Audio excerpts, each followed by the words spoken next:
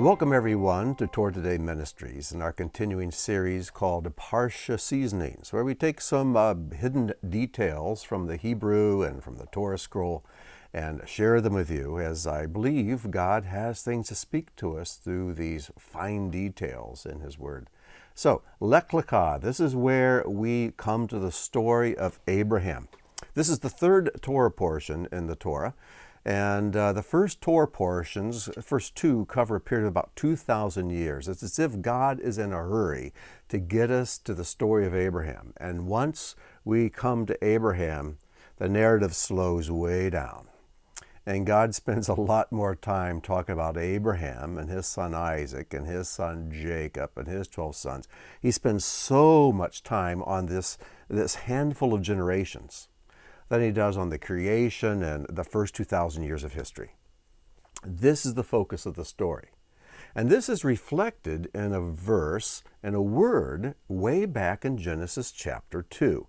I've waited till now to share this verse with you, but Genesis 2:4, we can go back to the very first Torah portion, and it says there, "These are the generations of the heavens and the earth when they were created, in the day that Adonai Elohim made the earth and the heavens." And this phrase, "when they were created," is all one word in Hebrew. And this is how that word appears in Torah scrolls. And the word is bahibaram. The bait at the beginning of a word means in or with, and hey means the, and it has other uses near the front of a word. And there's our word bara, which means to create, and baram means to create them. Bahibaram. But you notice something odd. And this is the way this word is written in every Torah scroll in the world. This second letter, the letter He, is written small, very undersized, and kind of up off the line. And so the question is, why? Why is God drawing our attention to this particular word? And that's the question that the sages have asked over the centuries. And as they look at this, they notice something very interesting. If we look at this word, we can rearrange the letters to spell Ba'avraham. There's Abraham's name. And Ba'avraham means for Abraham, and I see I misspelled Abraham there. I guess I need to check my work a little more closely, huh? So it's as if God is hiding this detail, and He's saying that the whole creation, the heavens and the earth, were created for Abraham. I believe this is one of the reasons why things slow way down when we get to the story of Abraham. It's almost as if the first two Torah portions, the creation, the expanse of the human race, the flood, the cleansing of the earth from all the sin, and then we see the birth of Abraham. It's as if God has written the play, He's built the stage, He's provided the prelude and the introduction to the play, and now it's time for the main character to come onto the stage. And that main character is Abraham.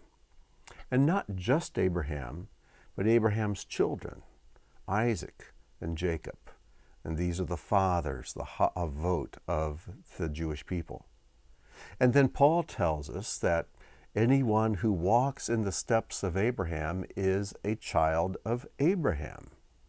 And so if you are living by faith in a God you can't see, you're living by faith as Abraham did. You've heard God's call in your heart. You've decided to leave all to follow Him. You are a child of Abraham. In fact, in Judaism, whenever a Gentile converts to Judaism, he's called so-and-so ben Avraham, so-and-so, son of Abraham, because he's walking in the steps of Abraham. So every convert, and I believe every true believer who's given their life to the Lord, is a ben Avraham. And this is what Paul teaches in Romans. So I find this fascinating, that if the rabbis are correct, that even way back here in the early story of Genesis and the creation, God's dropping a hint for the whole purpose of His creation.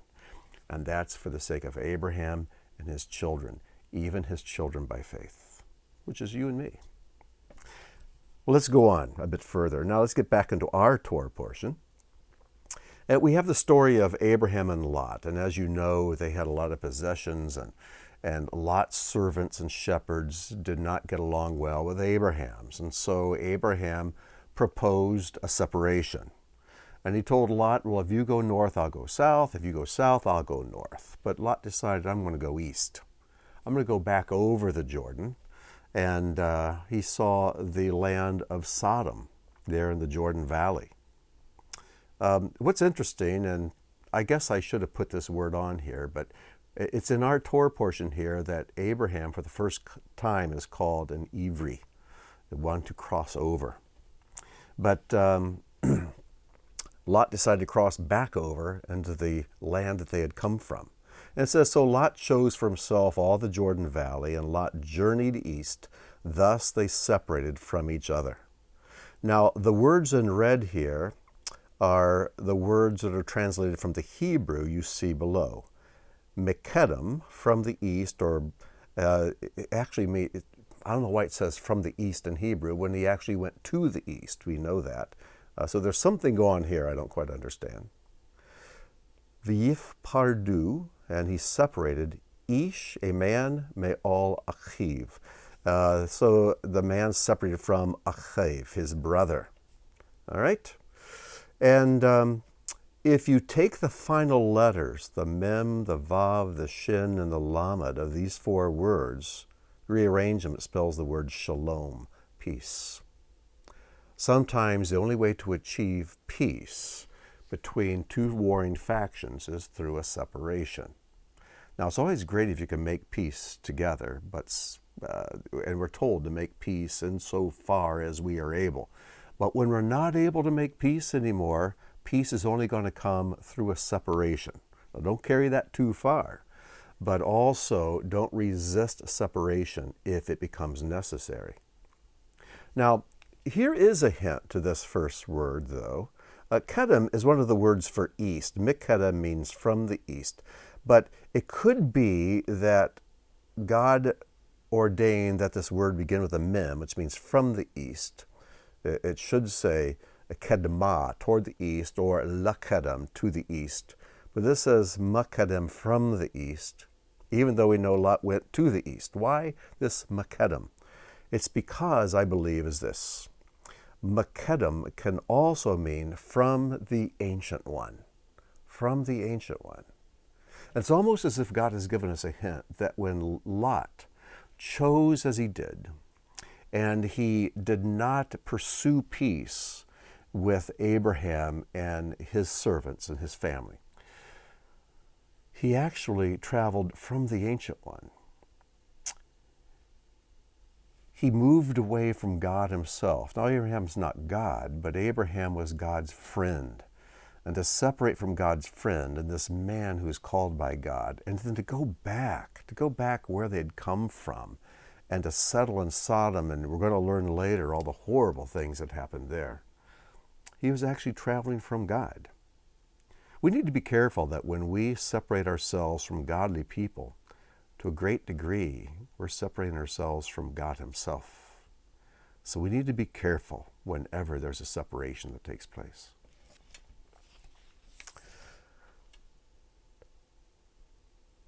Also in this Torah portion, we come to the story of Sarah and Hagar. If you recall, Abraham, during a famine, went down to Egypt and sojourned there for a while. And you can read about, it sounds like a soap opera when you read the story and the trouble he kind of got into.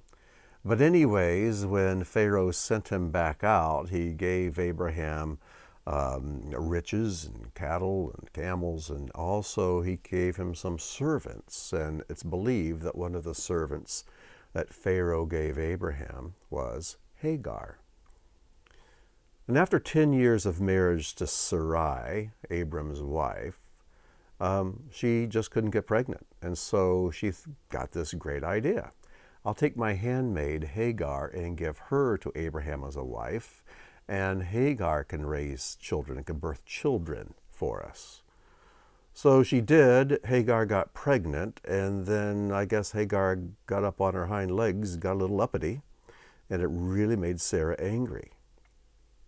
So Sarai said to Abram, "May the wrong done to me be on you. I gave my servant to your embrace. And when she saw that she had conceived, she looked on me with contempt. May Adonai judge between me and between you." And as you read the story, Sarai was a bit harsh with Hagar, and Hagar ran away. God speaks to her and sends her back, but then later she is sent away by Abraham with her son Ishmael. But that is later on. Now, when I put here to judge between me and between you, that is not good English grammar, but that reflects how it is worded in Hebrew. Whenever in Hebrew it says between me and you, or between this and that, it's always between me and between you, or between this and between that. The between is repeated. In Hebrew, it's beini uvenecha. So between me and between you, that phrase is this word uvenecha. Now, when you look at this word, you'll notice it has a dot over it. And this is the way it appears in Torah scrolls. This is not a vowel point. There are no vowel points in a Torah scroll. But in every Torah scroll in the world, this word has a dot over this letter Yud. And Yud, of course, is the smallest letter of the Hebrew alphabet. When the Messiah said, "Not one jot or tittle will pass from the Torah till all is fulfilled," he would say, "Not one Yud," not the smallest letter, and that's the smallest letter. And over that letter, there's a dot, which is called a nikud, which is a spot. Later on, we'll read about Jacob's flock that was spotted and speckled, and it says that his flock was nikud, it had spots on it. So there's a spot over that letter. Why is there a dot over this letter Yud? And why is this in every Torah scroll in the world? Well, the sages tell us that little dot there represents one of Abraham's sperm cells. A sperm cell that was passed to Hagar, because Sarai had this bright idea. And as a result, Hagar became pregnant, and then she later gives birth to Ishmael.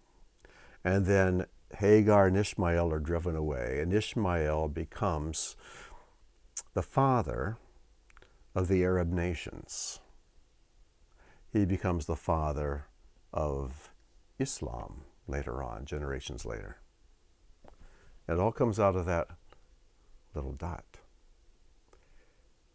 So every time when I read this Torah portion, I see that little dot. It reminds me how little things can have an enormous impact on the world. The secret of spiritual power is smallness and anonymity. And that spiritual power, whether it's for good or for bad.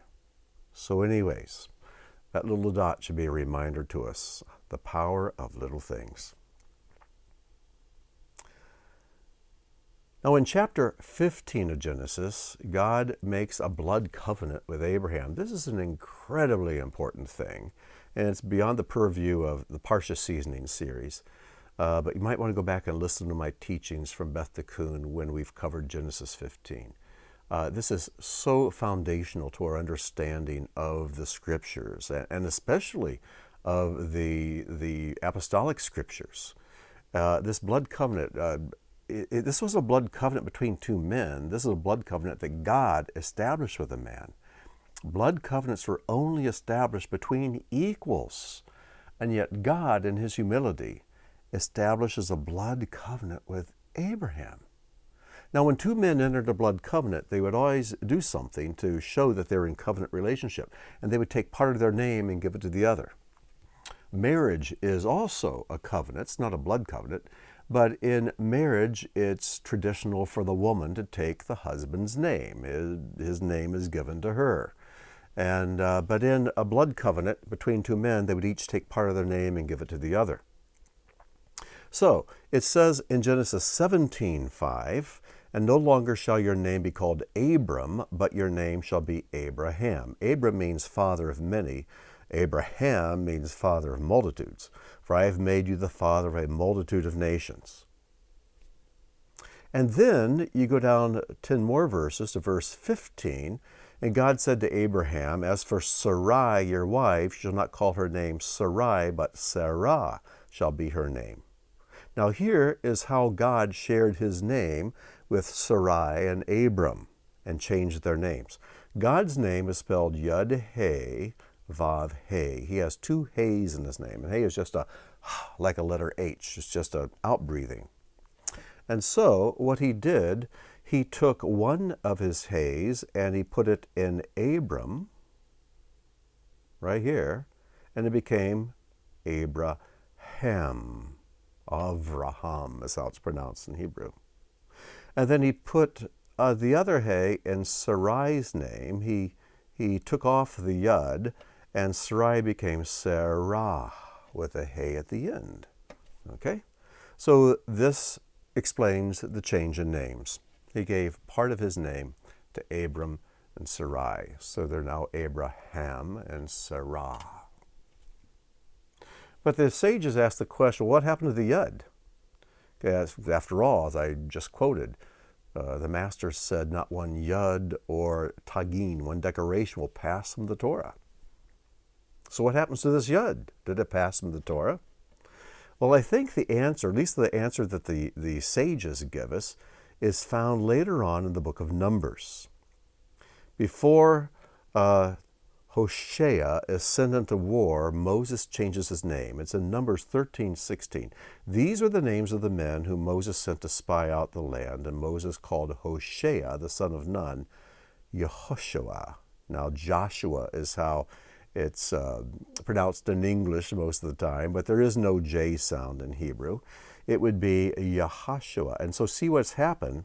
Hoshea, which is just the name as same as the name of the prophet Hosea, he added a Yud to the front and became Yehoshua. Later, this is shortened to Yeshua, because Joshua and Yeshua are the same name.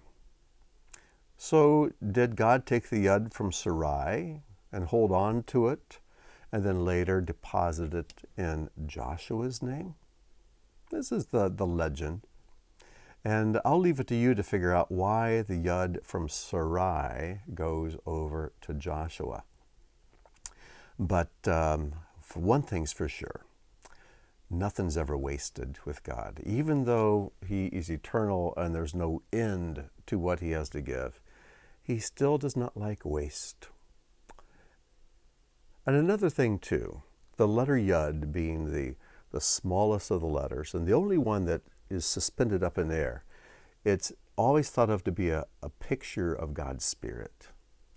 And so to take this Yud and to add it to Joshua, it's not that he took a spirit away from Sarah, not at all, because the in Sarah's name is like his breath, his spirit.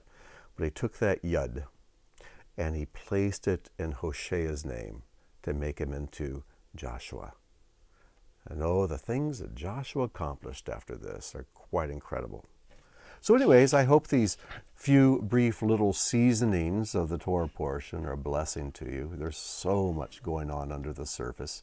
So there's some food for thought here, I hope, and I hope this will be a blessing and you'll ponder on these things. And don't hesitate to, if you're on YouTube or on the website, to go down and leave a comment and a question, and I'll be happy to get back with you. So till next time, may God bless, and I wish you shalom.